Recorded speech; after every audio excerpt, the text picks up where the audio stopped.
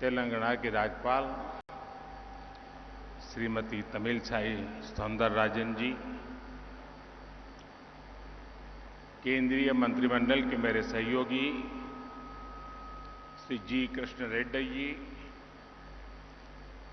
तेलंगाना सरकार के मंत्री,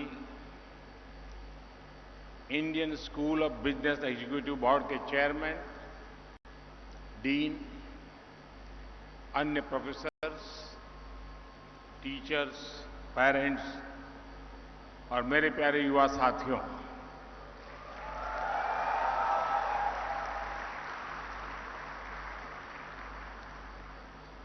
आज इंडियन स्कूल ऑफ बिजनेस ने अपनी गौरवमयी यात्रा के एक अहम माइलस्टोन पार किया है। हम सभी आईएसबी की स्थापना के 20 साल पूरे होने को सेलिब्रेट कर रहे हैं। आज अनेक साथियों को अपनी डिग्री मिली है,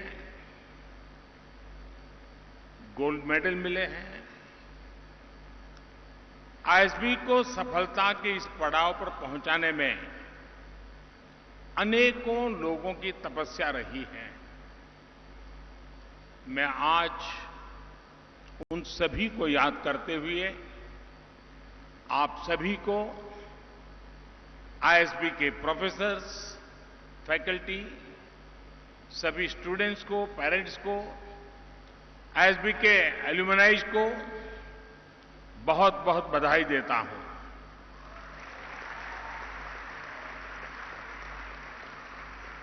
साथियों, साल 2001 में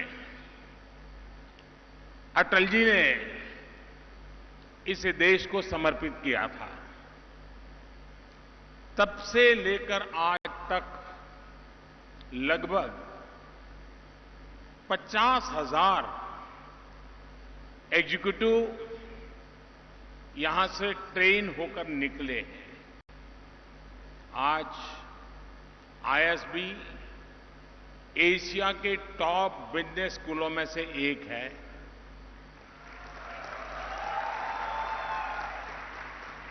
आईएसबी से निकलने वाले जो प्रोफेशनल्स हैं, वे देश के बिजनेस को गति दे रहे हैं, बड़ी बड़ी कंपनियों का मैनेजमेंट संभाल रहे हैं। यहां के स्टूडेंट्स ने अनेक स्टार्टअप बनाए हैं, अनेकों यूनिकॉर्न्स निर्माण में उनकी भूमिका रही है। ये आईएसबी के लिए उपलब्धि तो है ही, पूरे देश के लिए गर्व का विषय भी है। साथियों, मुझे बताया गया है कि ये हैदराबाद और मोहाली कैंपस की पहली ज्वाइंट ग्रेजुएशन सेरेमनी है। आज जो स्टूडेंट्स पास होकर निकल रहे हैं, उनके लिए ये इसलिए भी खास है क्योंकि इस समय देश अपनी आजादी के 75 वर्ष का पर्व मना रहा है, अमृत महोत्सव मना रहा है। हम बीते 75 साल की उपलब्धियों को देख रहे हैं और आने वाले 25 साल के संकल्पों का रोड मैप भी बना रहे हैं। आजादी के इस अमृत काल में आने वाले 25 साल के लिए जो संकल्प हमने लिए हैं, उसकी सिद्धि में आप सभी की बहुत बड़ी भूमिका है।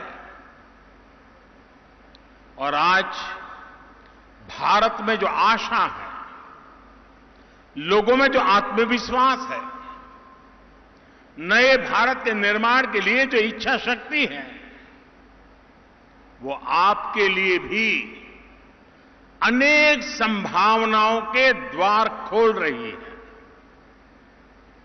आप खुद देखिए, आज भारत G20 देशों के समूह में फास्टेस्ट ग्रोइंग इकोनॉमी है।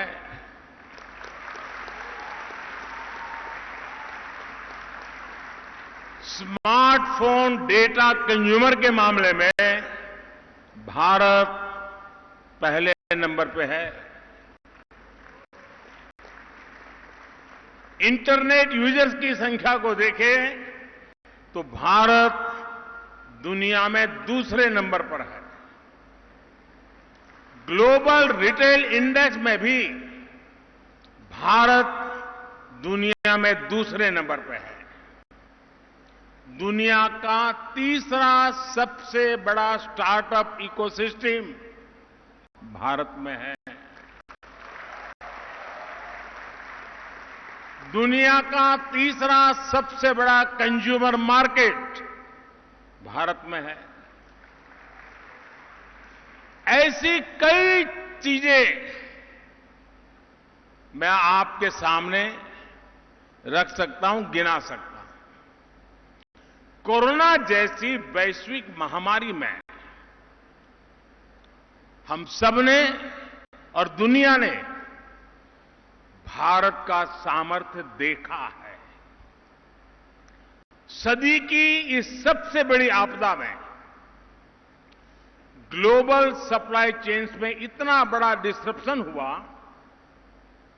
फिर युद्ध ने भी इस संकट को और बढ़ा दिया। इन सबके बीच भी भारत आज ग्रोथ के एक बड़े केंद्र के रूप में उभर रहा है। पिछले साल भारत में अब तक का सबसे ज्यादा रिकॉर्ड एफडीआई आया। आज दुनिया ये महसूस कर रही है कि इंडिया मीन्स बिजनेस। और ये केवल अकेले सरकार के प्रयासों के कारण संभव नहीं हुआ है। इसमें आईएसबी जैसे बिजनेस स्कूल्स का, यहां से निकलने वाले प्रोफेशनल्स का, देश के युवा का भी बहुत बड़ा योगदान है। चाहे स्टार्टअप्स हो या ट्रेडिशनल बिजनेस हो, चाहे मैन्युफैक्चरिंग हो या सर्विस सेक्टर हो, हमारे युवा ये साबित कर रहे हैं कि वो दुनिया को लीड कर सकते हैं। मैं सही बता रहा हूं ना? आपको भरोसा है कि नहीं अपने आप पर? मुझे आप पर भरोसा है, आपको अपने आप पर है। साथियों, इसलिए आज दुनिया भारत को, भारत के युवाओं को और भारत के प्रोडक्ट्स को एक नए सम्मान और नए भरोसे के साथ देख रही है। साथियों, भारत जिस स्केल पर लोकतांत्रिक तरीके से अनेक चीजें अपने यहां कर सकता है, जिस तरीके से हम यहां कोई नीति या निर्णय लागू कर सकते हैं, वो पूरी दुनिया के लिए अध्ययन का, सीखने का विषय बन जाता है। और इसलिए हम अक्सर इंडियन सॉल्यूशंस को ग्लोबली इंप्लीमेंट होते हुए देखते हैं। और इसलिए मैं आज इस महत्वपूर्ण दिन पर आपसे कहूंगा कि आप अपने व्यक्तिगत लक्ष्यों को देश के लक्ष्यों के साथ जोड़िए। आप जो सीखते हैं, आपका जो भी अनुभव होता है, आप जो भी इनिशिएटिव लेते हैं, उससे देश हित कैसे सधेगा, इस बारे में हमेशा सोचना चाहिए। जरूर सोचिए। आज देश में चाहे ईज ऑफ डूइंग बिजनेस के लिए अभियान हो 1,500 से ज्यादा पुराने कानूनों और हजारों कंप्लायंसेस को समाप्त करने का काम हो, टैक्स के अनेकों कानूनों को समाप्त करके जीएसटी जैसी पारदर्शी व्यवस्था का निर्माण हो, एंटरप्रेन्योर्स और इनोवेशंस को बढ़ावा देना हो, नई स्टार्टअप पॉलिसी हो, ड्रोन पॉलिसी हो, अनेक नए सेक्टर्स को खोलना हो, 21वीं सदी की आवश्यकताओं को पूरा करने वाली नेशनल एजुकेशन पॉलिसी को लागू करना हो, ये सारे बड़े बदलाव आप जैसे युवाओं के लिए ही तो हो रहे हैं।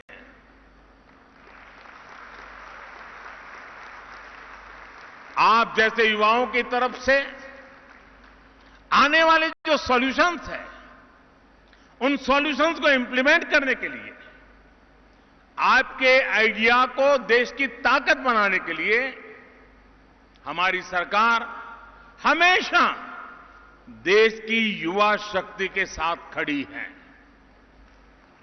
साथियों, आपने सुना होगा, कई बार एक बात को मैं बार बार दोहराता भी हूं और अक्सर मैं कहता हूं, रिफॉर्म, परफॉर्म, ट्रांसफॉर्म की बात करता हूं। ये मंत्र देश में आज जो गवर्नेंस है उसे डिफाइन करता है। ये आप जैसे मैनेजमेंट के स्टूडेंट्स, प्रोफेशनल्स के लिए भी बहुत अहम। मैं ये सारी बातें आपको इसलिए बता रहा हूं क्योंकि आप लोग यहां से निकलने के बाद बहुत सारे पॉलिसी डिसीजंस लेने वाले हैं। पॉलिसी सिर्फ ड्राइंग रूम पर अच्छी हो, कागज पर बेहतर हो, जमीन पर अगर नतीजे ना दें तो उसका कोई लाभ नहीं होता। इसलिए पॉलिसी का आकलन इंप्लीमेंटेशन और एंड रिजल्ट के आधार पर होना चाहिए। रिफॉर्म, परफॉर्म, ट्रांसफॉर्म के मंत्र ने कैसे पॉलिसीज को, देश की गवर्नेंस को रिडिफाइन किया है, ये भी मैं चाहूंगा कि आप जैसे नौजवानों को जानना बहुत जरूरी है। साथियों, बीते 8 साल की तुलना अगर आप उसके पहले के 3 दशक से करेंगे तो एक बात जरूर नोट करेंगे, हमारे देश में रिफॉर्म्स की जरूरत तो हमेशा से महसूस की जाती रही थी, लेकिन पॉलिटिकल विल पावर की हमेशा कमी रहती थी। पिछले 3 दशकों में लगातार बनी रही राजनीतिक अस्थिरता के कारण देश ने लंबे समय तक पॉलिटिकल विल पावर की कमी देखी। इस वजह से देश रिफॉर्म से बड़े फैसले लेने से दूर ही रहा। 2014 के बाद से हमारा देश राजनीतिक इच्छा शक्ति को भी देख रहा है और लगातार रिफॉर्म भी हो रहे हैं। हमने दिखाया है कि अगर ईमानदारी के साथ, इच्छा शक्ति के साथ रिफॉर्म की प्रक्रिया को आगे बढ़ाई जाए तो जन समर्थन अपने आप बढ़ता है। फिनटेक का उदाहरण हमारे सामने है। जिस देश में कभी बैंकिंग ही एक प्रिविलेज मानी जाती थी, उसी देश में फिनटेक सामान्य नागरिकों के जीवन को बदल रही है।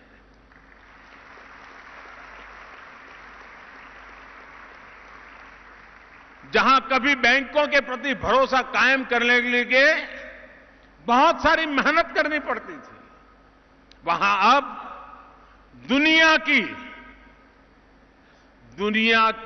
40% डिजिटल ट्रांजैक्शन हिंदुस्तान में हो रही है।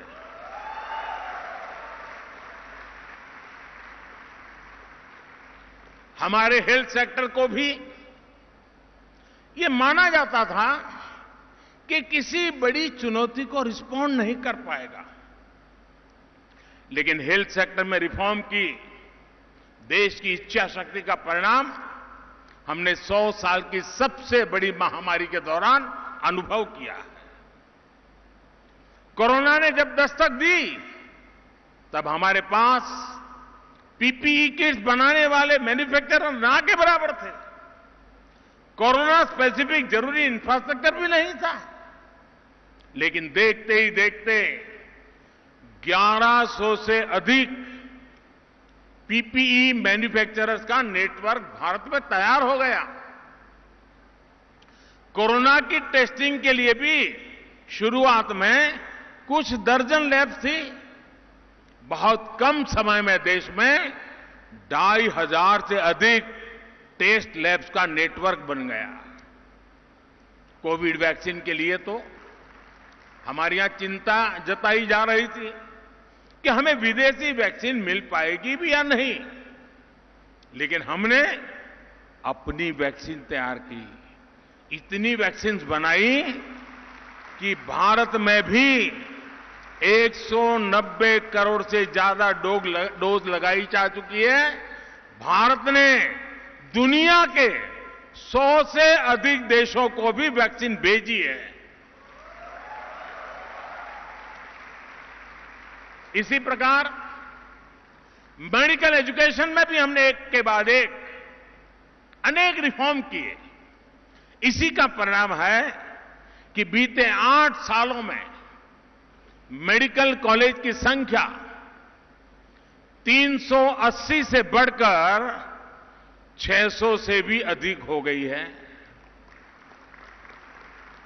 देश में मेडिकल की ग्रेजुएट और पोस्ट ग्रेजुएट की सीटें 90,000 से बढ़कर 1.5 लाख से ऊपर हो चुकी हैं। साथियों, पिछले 8 वर्षों में देश ने जो इच्छा शक्ति दिखाई है, उसकी वजह से एक और बड़ा बदलाव आया है। अब ब्यूरोक्रेसी भी पूरी शक्ति से रिफॉर्म्स को जमीन पर उतारने में जुटी है। सिस्टम वही है, लेकिन अब नतीजे बहुत संतोषजनक मिल रहे हैं। और इन 8 वर्षों में जो सबसे बड़ी प्रेरणा बनी है, वो है जन भागीदारी। देश की जनता खुद आगे बढ़कर रिफॉर्म्स को गति दे रही है। और हमने ये स्वच्छ भारत अभियान में देखा है। और अब वोकल फॉर लोकल और आत्मनिर्भर भारत अभियान में भी हम जन भागीदारी की ताकत को देख रहे हैं। जब जनता सहयोग करती है तो नतीजे अवश्य मिलते हैं, जल्दी मिलते हैं। यानी सरकारी व्यवस्था में सरकार रिफॉर्म करती है, ब्यूरोक्रेसी परफॉर्म करती है और जनता के सहयोग से ट्रांसफॉर्मेशन होता है। साथियों, ये आपके लिए एक बहुत बड़ी केस स्टडी है। रिफॉर्म, परफॉर्म, ट्रांसफॉर्म की जो ये डायनेमिक्स हैं, वो आपके लिए रिसर्च का विषय है।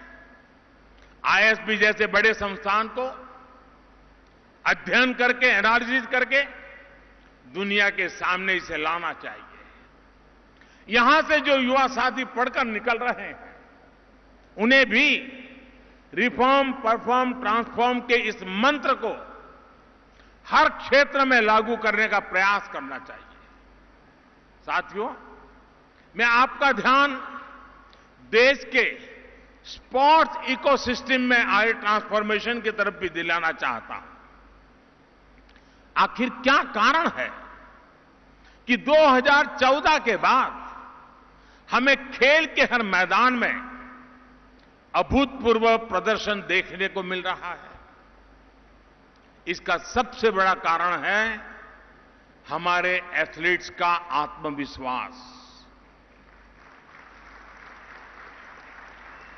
आत्मविश्वास तब आता है जब सही टैलेंट की खोज होती है, जब टैलेंट की हैंड होल्डिंग होती है, जब एक ट्रांसपेरेंट सिलेक्शन होता है, ट्रेनिंग का, कंपटीशन का एक बेहतर इंफ्रास्ट्रक्चर मिलता है। खेलो इंडिया से लेकर ओलंपिक्स पोडियम स्कीम तक ऐसे अनेक रिफॉर्म्स के चलते आज स्पोर्ट्स को ट्रांसफॉर्म होते हम अपनी आंखों के सामने देख सकते हैं, अनुभव कर सकते हैं। साथियों, मैनेजमेंट की दुनिया में परफॉर्मेंस, वैल्यू एडिशन, प्रोडक्टिविटी और मोटिवेशन, इन बातों पर भी बहुत चर्चा होती है। अगर आपको पब्लिक पॉलिसी में इसका उत्तम उदाहरण देखना है तो आपको एस्पिरेशनल डिस्ट्रिक्ट प्रोग्राम को जरूर स्टडी करना चाहिए। हमारे देश में 100 से अधिक ऐसे जिले थे जो विकास की दौड़ में काफी पीछे थे। देश के लगभग सभी राज्यों में एकाध दो कहीं पर थोड़े ज्यादा ऐसे एस्पिरेशनल डिस्ट्रिक्ट है। विकास से जुड़े हर पैरामीटर में ये जिले बहुत कम स्कोर करते थे। इसका सीधा प्रभाव देश की ओवरऑल परफॉर्मेंस पर, रेटिंग पर, ओवरऑल प्रदर्शन पर बड़ा नेगेटिव असर पड़ता था। इनको ये समझकर कुछ हो नहीं रहा है, बदलाव दिख नहीं रहा है, हालत बुरे हैं और इसलिए सरकारें क्या करती थी, उसको पिछड़ा घोषित कर देती थी।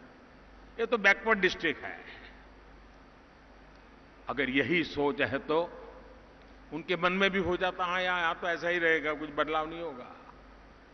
सरकारी सिस्टम में जिन अफसरों को सबसे कम प्रोडक्टिव माना जाता था, निकम्मे माना जाता था, उनको अक्सर इन जिलों में तैनात करने देना और जाओ भाई तुम्हारा जानो, तुम्हारा नसीब जाने, पड़े रहो। लेकिन साथियों, हमने अप्रोच बदली। जिसे कल तक बैकवर्ड डिस्ट्रिक्ट कहते थे, हमने कहा है बैकवर्ड नहीं है, ये एस्पिरेशनल डिस्ट्रिक्ट है। हमने उसको एस्पिरेशनल घोषित किया और हमने तय किया कि हम इन जिलों में विकास की आकांक्षा जगाएंगे, एक नई भूख जगाएंगे। देश के एफिशिएंट युवा अधिकारियों को चिन्हित करके इन जिलों में भेजा गया। इन जिलों में होने वाले हर काम को विशेष तौर पर मॉनिटर किया गया। डैशबोर्ड पर रियल टाइम मॉनिटरिंग करने की व्यवस्था की। जहां जहां कमियां नजर आती थी, उन कमियों को दूर करने का प्रयास किया गया। और साथियों, आपको जानकर के खुशी होगी, आज स्थिति ये है कि इनमें से कई जिले आज देश के दूसरे बेहतर समझे जाने वाले जिलों से कहीं ज्यादा अच्छा परफॉर्म कर रहे हैं।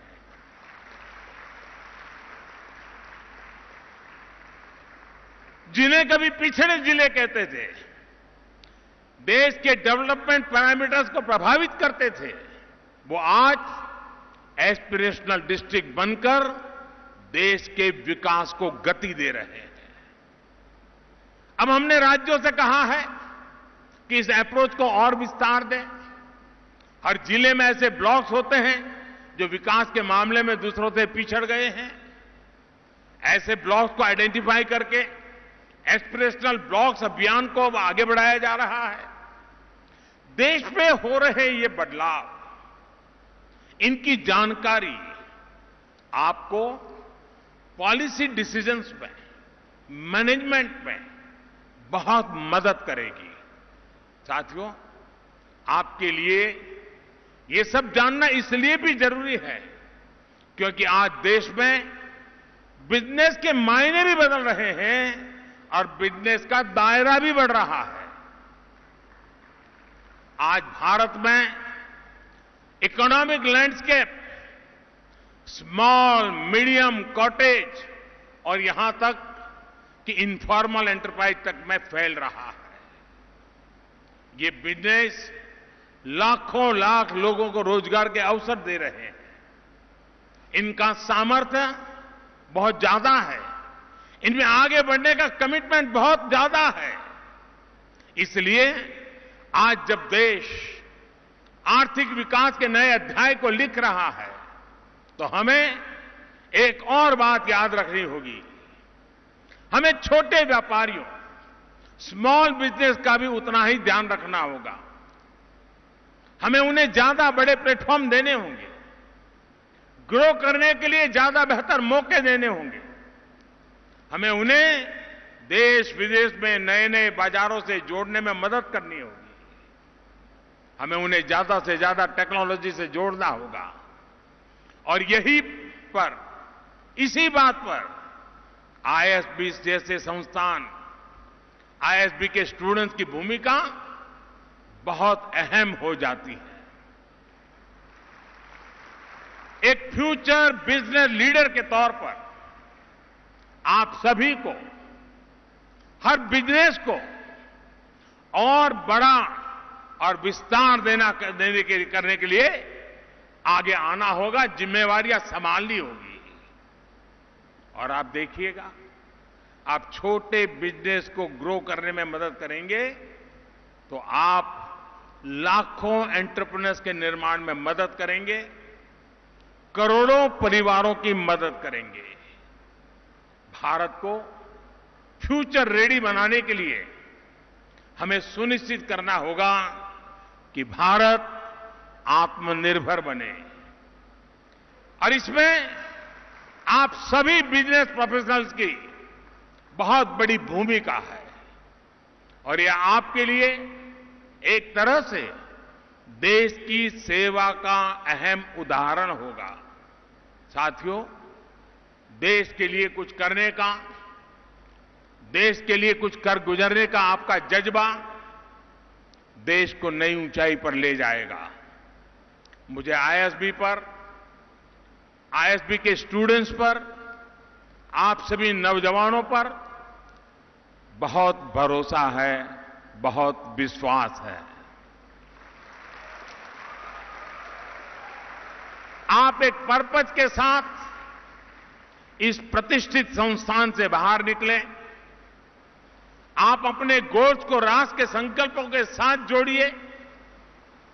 हम जो कुछ भी करेंगे उससे एक राष्ट्र के रूप में सशक्त होंगे।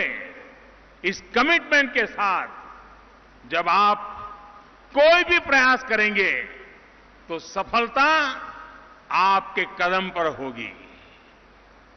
एक बार फिर आज जिन जिन साथियों को मुझे मेडल देने का अवसर मिला है और भी जो लोगों ने सिद्धियां प्राप्त की हैं, उनको, उनके परिवारजनों को अनेक अनेक शुभकामनाएं देता हूं और आईएसबी भारत की विकास यात्रा में ऐसी पीढ़ियों को तैयार करता रहे, ऐसी पीढ़ियां राष्ट्र के लिए समर्पित भाव से कार्य करती रहे।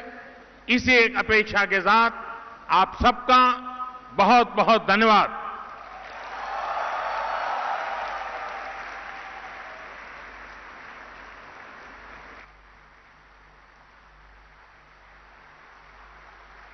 Thank you, sir. Thank you for those wonderful speech.